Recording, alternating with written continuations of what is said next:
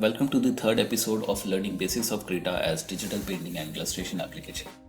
In this episode, we will learn some basics of Layer in Krita and how it can be a powerful tool for digital artists. Just a disclaimer, this is going to be a longer video, and though you don't need to use Layer to create great art, learning the basics of Layer will give lots of privileges a traditional artist can't have. Further, we will use these learnings to create our first beginner art.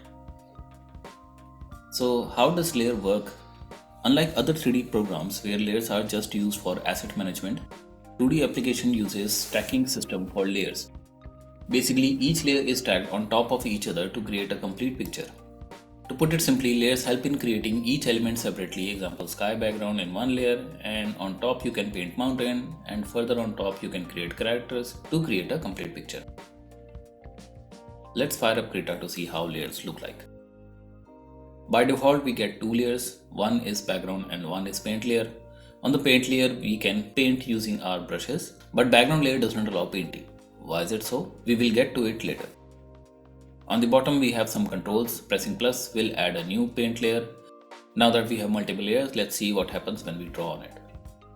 As you can see, some colors are beneath the other colors, so basically the colors on the top layer is obstructing visibility of colors on the bottom layer. So we can draw out two significant conclusions.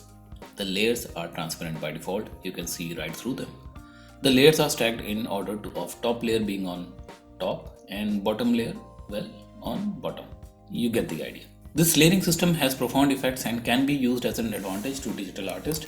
The addition button has more options with this arrow key drop menu, but for our purpose we will ignore this altogether.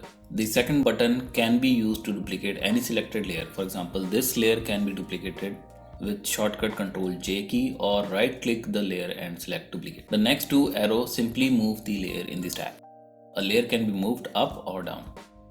The last is the delete layer, and as the name suggests, layers can be deleted with this key. Layers can be deleted by selecting the layer and pressing shift plus delete, or right click the layer and remove layer.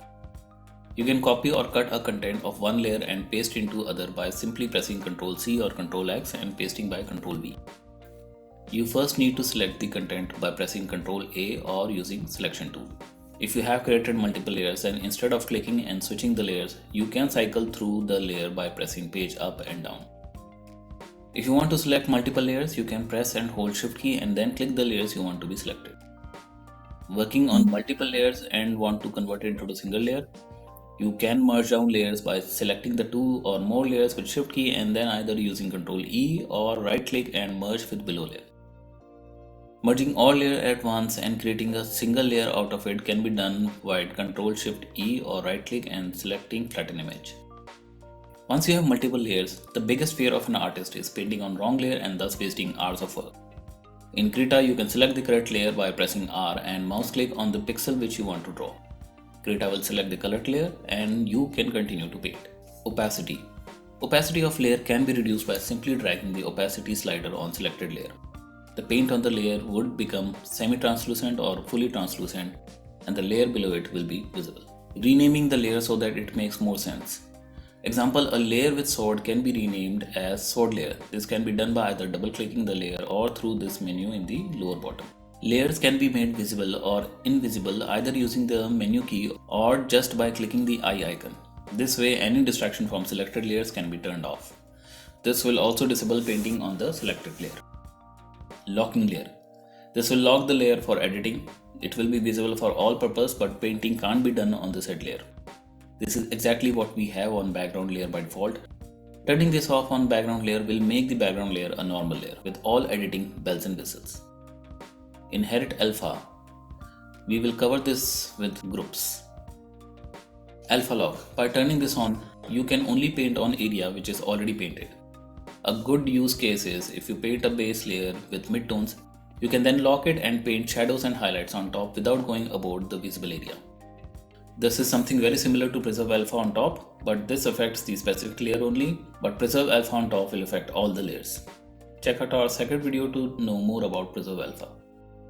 You can also assign colors to layers so that they can clearly be distinguished and helps in visual aid and create a nice label. Grouping. Layers can be grouped in. This makes organizing layer even better. The whole group can be further be renamed, same as normal layer. For example, separate layers for eyes, mouth, nose can be grouped together as face. If you are adventurous enough, you can create group inside group also. However, grouping can also give extra benefits. For this video, let's cover alpha inheritance. When a layer is created on top, you can enable alpha inheritance. This is quite similar to what we are able to do with alpha log, where on the alpha mask layer, which is on the top layer, you can paint only the area which is painted in the below layer. However, in alpha log case, any paint done is destructive in nature. For example, with painting with multiple colors and lighting painted on top.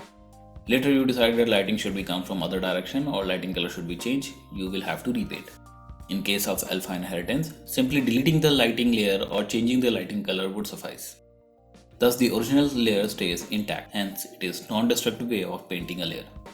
In order to group the layer, select two or more layers by holding on Shift key and then press Ctrl G, or by right clicking the group and quick group.